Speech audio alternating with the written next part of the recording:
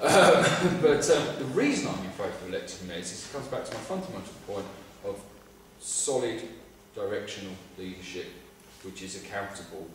And if you have that one person stood there, I mean, I think, and Stuart, I'm sure you'll correct me if I'm wrong, but since 2004, I think all of the local elections which have taken place, I think one of the major parties has taken the biggest share of the vote at some point since 2004 in those parties. It hasn't been dominated by Labour taking the biggest share of the vote, and us Liberals and Conservatives have just got together and kept them out. I think the Liberals have taken the largest share of the vote across the city at some point, we've taken the largest share of the vote, and so the Labour Party has taken the largest share of the vote. So actually an elected mayor in Leeds, if it was done on the share of the vote, would probably change its colour, which means that that elected mayor would fear his electorate something chronic and would actually say, right, if I don't achieve things in my 4-year term, they're going to kick me out. Okay, and I'm not saying that we haven't achieved things on the council, but I'm saying that I think that some of the perhaps more difficult decisions get deferred because A, you're governing with two separate parties, and I think this is the problem with coalition governments across Europe, where they deal with separate parties, they can't push through those things.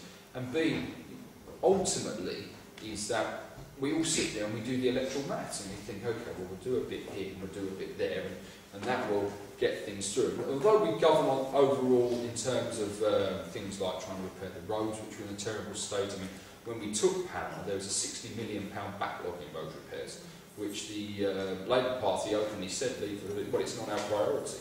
Well, I think that emptying bins, cutting grass and repairing roads is the priority of a council before anything else. And not, I mean, although, you know, projects like Millennium Square and Landmark Leeds, etc., bring extra revenue into the city, I think you've got to get some of your fundamentals right to start with.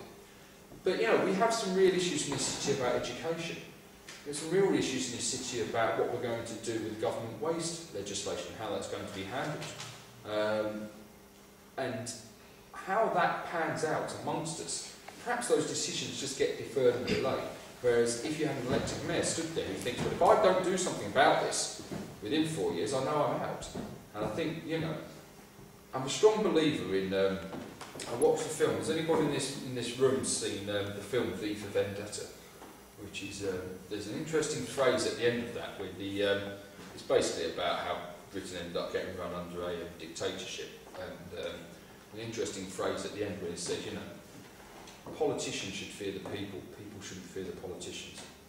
And I think that's the biggest thing. When you hear people saying that they're unhappy about the way things are, go out there and change it. You're the ones with the power. We should fear you. And I think that if you're up in a situation where as an elected mayor and every party roughly takes 33% of the vote, you will really fear the people and you'll do your best for them. And that's why I'm in favour of definite government.